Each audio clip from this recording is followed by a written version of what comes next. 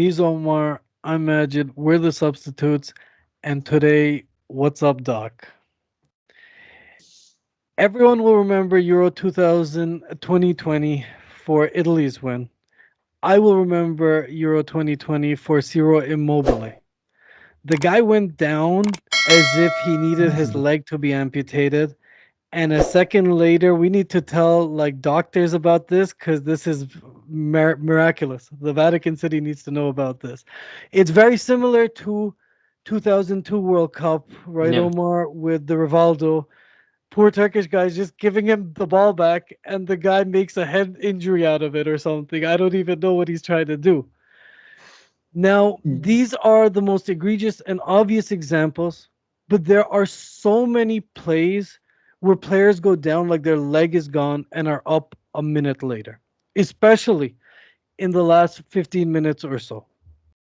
Omar, like President Trump asked, what the hell is going on? Now this is very similar to diving in a way, because it became very widespread in football. And 15, 20 years ago, uh, this is my earliest recollection. 15, 20 years ago, footballers were a lot tougher. And you can even go back much further to the Vinnie Jones type figures, like you referenced for the diving. You don't get those type of players anymore who are really, really hard. And in fact, everybody wants to get an advantage. And I don't understand why that became so widespread in the game. It's as embarrassing as diving. That Rivaldo incident is my earliest memory of feigning injury. Everybody's up in arms. Everybody was so angry about it. So what happened since then? Why has it become more widespread? Why do people accept it much more? Like, it's fine. Well, this is my question is like it affects games, it affects the Hmm. flow of games, it affects the Yep. watchability of games, it affects the games in every which way possible, and yet it happens in every single game where like that's what the whole extra time concept, we've gone up to 10, 15 minutes of extra time at this point Yeah. because people are just falling over nothing, especially in the last 10 minutes the closer you It get, to like the I don't end. know, the end. It's Yeah. it's I do you know like Ronaldo in the Premier League, he used to get absolutely battered. And I know he used to dive quite a lot early on, but he became tougher. He used to get absolutely smashed, and you would see Messi getting smashed as well. Um, all you need to do is watch the Clasico games, and where Pepe and Ramos are absolutely beating the hell out of Messi. And I would see then other players from those teams start diving to get an advantage. And I just find it a little bit disrespectful, a little bit weak when I see women's football and they're getting battered and beaten and they just get back on their feet, get up on their feet, and they're so much tougher for it. Don't they Well, realize we've become a laughing stock? this is where diving is one thing, but feigning injury is a completely separate thing. Now, with diving, there's a personal interpretation that, with injury, the reason I want to be like why it's different is because with injury, it's a medical thing. There's a science behind it. It's not, again, with the diving there's an like subjectivity about it. With this one, there's still a little objectivity. A doctor can come over and say it's not broken or it is broken, right?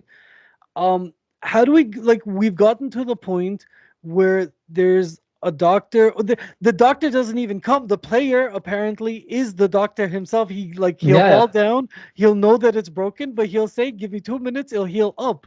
Now, how do we get rid of this system? Why, like, first off, how do we raise awareness? Because education and awareness, again, diving is one thing, but feigning injury, this medical, like, oh my leg, oh my heart, and 2 minutes later Okay, they're so fine. There's the initial shock of impact, but then there's also that, like, yo, you didn't need to do all there's this a drama, bro. okay, so that one's a little bit trickier. You know, it's really hard to actually see when someone's injured. Now, do you remember the Roy Keane incident against Leeds, Haaland's father, where he kind of went down and Haaland went up to him and basically shouted at him, "Get up!" And he didn't realize is that Roy Keane had ruptured his cruciate ligament. Um, there are those incidents that look so innocuous, but they're actually a proper injury. He got stretchered off. Those are much easier to tell than ones where there is a proper whack, and you need a couple of minutes to walk it off. Whereas other instances, for me, the ones which are much more obvious, like the Immobile ones, where there's no contact or barely any contact, and he goes down and he starts writhing around in pain, finds out that Italy have scored, and then gets up and then starts celebrating. I don't understand why the referee can't book him just there and then. You can see it on the replays. You can see everything on the replays, and you can just go, you tried to gain an advantage, yellow card.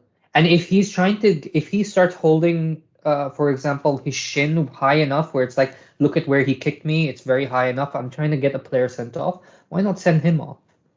Wasn't that the whole concept of VAR when it was introduced? Do you remember that incident where, and I can't remember the name of the players, where this guy grabbed another player's elbow and smashed it in his own face, and then he went down like A Gordon YouTube himself. classic. A YouTube It's classic. Yeah. beautiful to watch. Other ones where they're just going squaring up to each other, and next thing you know, touch head slightly, like fall to the floor. When will these ever be stamped out? And what I hear from from pundits, sorry, they see a little bit of a head touch and they go down. VR looks at, oh, he touched his head, he must get sent off. You can't do that these days. You can't do that these days. What are you talking about? The guy is feigning an injury, getting a player sent off. What are you genuinely talking about? I don't understand. And so how do we get people, how do we get this promotion that like, yo, we the fans are sick of this. I don't know about you. Like, I don't want to watch this like mini drama and then the time and like I just want to watch people play, pass ball, defend, score, assist, Get goalkeeper. Like, get kicked. Get yeah, yeah, kicked. yeah, yeah, Like yes. Well, like player safety, I'm down. I'm kind of woke like that. I don't mind player safety and whatnot. Even we'll have to talk headers one day, I guess, because there is like CT and headers randomly. But uh I don't mind player safety, but this is ridiculous now. This is again Immobile. Let's just stick to one example. We can go all over. Immobile, the guy gets down. He's rolling around. He's pretending he he should be looks. booked. He should be booked. He should Why be is booked. he I don't know not if suspended afterwards? Shouldn't he be I suspended after the fact? Shouldn't there be a no. zero tolerance? Like, yo, you can't do this. This is, are you like, So, this so is cheating.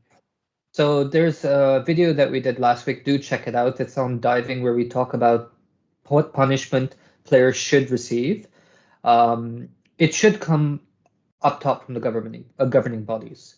They should have the authority to look at this and go, okay, you are cheating, you are feigning injury, you are booked, or you are given a red card. If they miss it during the match, have an independent panel review it. And not like the ones that the referees do these days where they come onto the pundit shows and they go, well, we need to support the referees and we understand why he did it. So, yeah, I believe in the referee. No, be bold.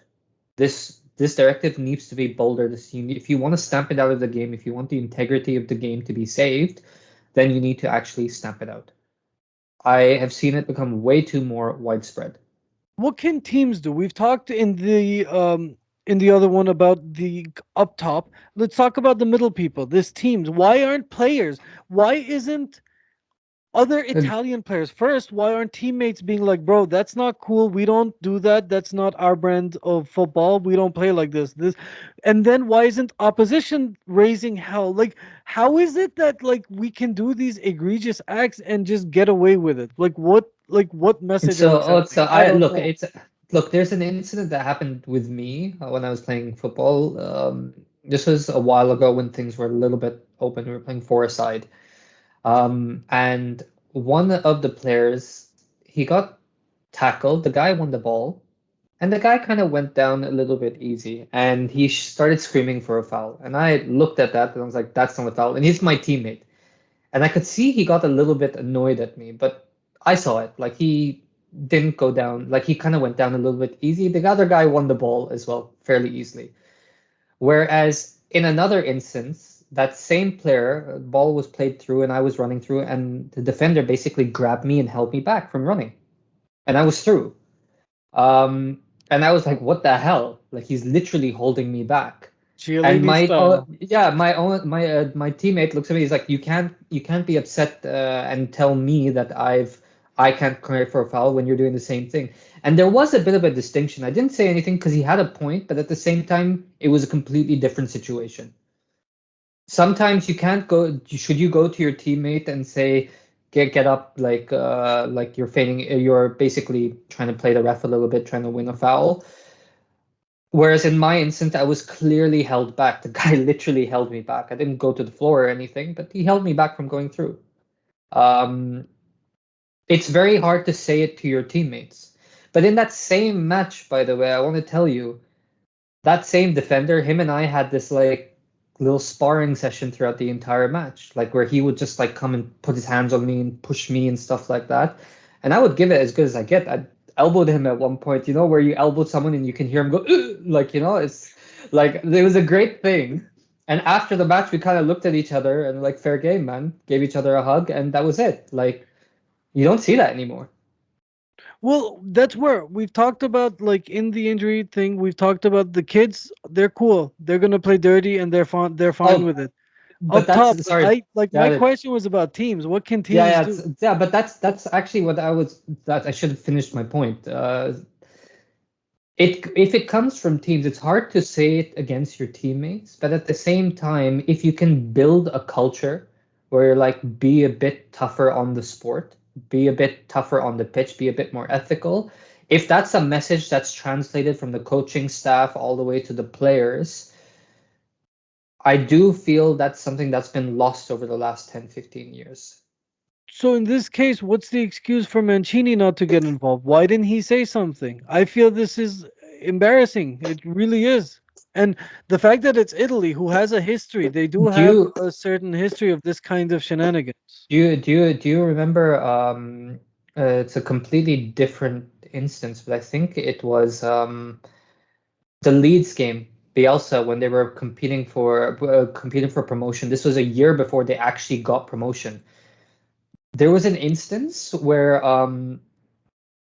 the other team scored, and Bielsa ordered his team to let the other team score, because there was something wrong in the play. I can't remember what, if it was a foul or a player was down. Something happened, and he instructed his players, let them score, and they scored, and it became 1-1.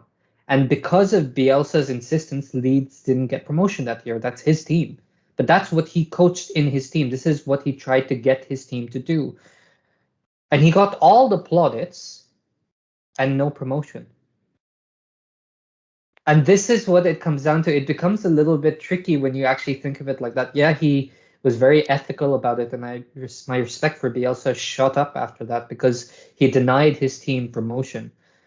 And if you put it in context, Lead hadn't been in the top flight in 15 years at that point. They came back the next season. This is what it comes down to. Are you going to be ethical about it, or do you get the glory with the promotion and all the money that that brings? Yeah. Yeah, like it is what It's it it's is. it's very interesting. I'm for it. I do believe that you should be a bit more ethical, but I wanted to put a little bit of context in that. Like, this is what it could cost. Very I'm fair, for very fair, very fair, and that is what life is. The like, in my opinion, the fairer you are, the more screwed you're gonna get in this world. Don't expect Yeah, but they any. got promoted. They got promoted. It's a good story. It's a really Which good is story. what I like, that they did end up, like, over the long term, even those values, they might have been, that year might be a lesson thing for the future. It's not like, sure, they didn't get promoted right now, but they did get it eventually, and that's a nice little bow tie at the end of the story. It's a little bit of personal satisfaction. I do feel that the game has gone in a completely other direction, and I do feel you've lost quite a bit. I know that there's a lot of stake, but when you feign injury like that and when you get players sent off, there is a bit of integrity in the game that's a bit lost. And it is meant to be, it's a game loved by billions across the world. It should be played to a certain standard. And that's why I think for me, feigning injury should be stamped down. It should really, really come at the top. But if there's a culture to it at clubs as well, that this is not how you're supposed to play, which is a culture that I've mentioned before, that Barcelona, Madrid, even teams in Italy, they all enforce this culture. And even in Latin America and South America, South American teams, they enforce this culture, and now you see it in the Premier League. I don't think the Premier League levitates above everybody else. It's so widespread there, and it needs to be tackled from the top down, from every aspect of the game. Very true. If we sound idealistic, it's because that's what sport and football is. It's idealism. It's the ability for a little tiny Lionel Messi to soar above giants. It's the ability of Ronaldo to maximize potential. And it's the guidance given to Ian Wright. The reason we're, if we sound overly idealistic and kind of simpleton, it's because we want to be. And it's what football should be. You guys let us know. Feigning injuries, we've talked about big examples, but there are also micro examples throughout the game that change the flows and just change. What do you guys think? Are you down? Can we start a campaign? Stop, like get up, hashtag get up. I don't know. Let us know, like, share, subscribe. We'll see you next time. Peace out.